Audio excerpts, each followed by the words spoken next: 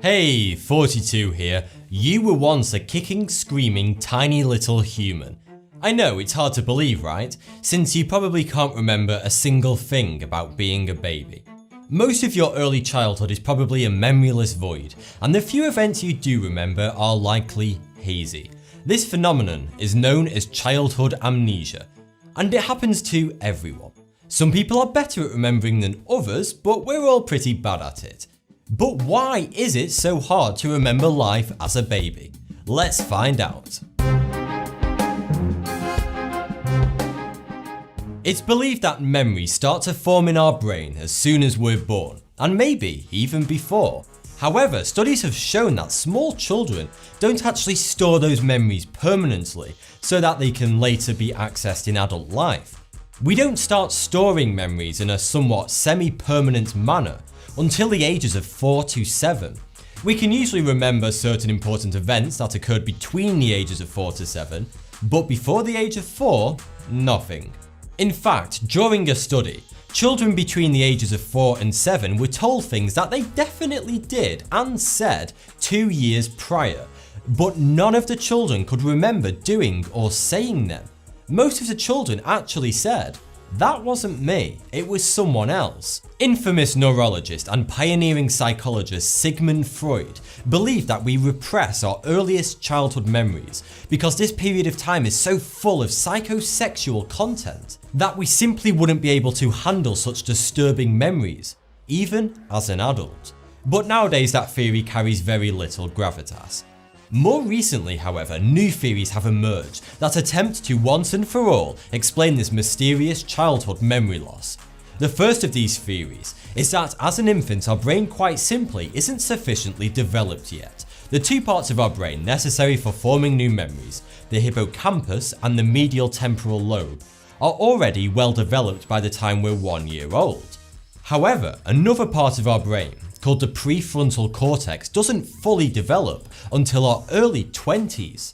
It is believed that the prefrontal cortex is responsible for creating episodic memories, which are memories of actual events. Being able to remember what happened, where it happened, and roughly at what time it happened is a skill our brains don't master until later on in life. Until this time, our brain is only able to remember skills we've learnt, as well as cosmetic things such as items and faces. As babies, we aren't able to attach emotions to these things, so they don't transform into events and are therefore less memorable. Another theory that compounds this effect is that as babies we aren't able to talk. We have no language. That's quite significant because it means we were never able to represent memories with words. For example, if you think back to the day when you moved into a new house, you can probably remember certain distinguishable aspects of that day, such as the house had 6 windows and a blue door, and you arrived at your new house in a small red car. If an infant were to be placed in the exact same situation, it won't be able to attach words to the event because a baby has no idea what a window or a door is, never mind how to describe them. So the infant wouldn't be able to make that all-important link between words and memories, which is what we do all the time as adults. Psychologists think that by attaching language to memories in this way, it helps our brain to organize and store them more efficiently. So, if we're able to describe a thing or an event with words, it's considerably more likely that our brain will remember it several years down the line. By the time the average child reaches 4 years old, it knows about 5,000 words. That's just enough to be able to describe most things and events. Even if those descriptions are rather basic, it doesn't matter. It's still fuel being added to the memory tank. This process of attaching words to memories is further reinforced by the fact that when we learn a language, we're then able to talk about things we've seen with others. And every time we talk about something that's happened, we're much more likely to remember it in the future. That's why your granddad has told you the exact same story about when he was a young lad 100 bloody times, and continues to do so every time you see him, because he's told it so many times that it's nigh on impossible for his brain to forget it. These theories do have some weight to them, and they're widely regarded as some of the best theories we currently have to explain why we can't remember life as a toddler. But there's brand new evidence that may, once and for all, definitively explain this phenomenon. We all know just how much scientists love to answer questions by experimenting on rats. And this question is no exception. In an experiment, scientists controlled the speed at which rats' brains were able to make new brain cells. They found that when they slowed down the rat's ability to generate new brain cells, the rats were able to form more solid, clearer memories, and they were able to recall memories easier. Conversely, when they sped up the rat's ability to make new brain cells, the rats were more forgetful and their memories became fuzzier. Now before you ask how they were able to test rats' memories, let me explain. I mean, they couldn't exactly interview them, could they?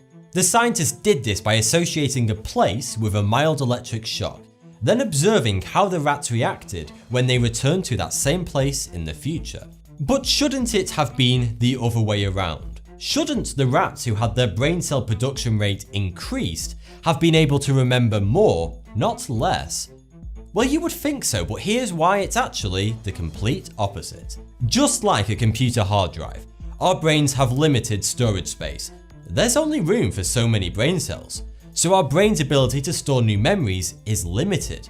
This means that when new brain cells are created, if there's no more space remaining, then they have to overwrite old ones. So when a new memory is created, if there isn't any spare room, our brain decides which memories are useless and can therefore be forgotten, and it deletes them to make room for the new memory. Oh, and before you say we're born with so many brain cells and we can't grow new ones, that rumour simply isn't true.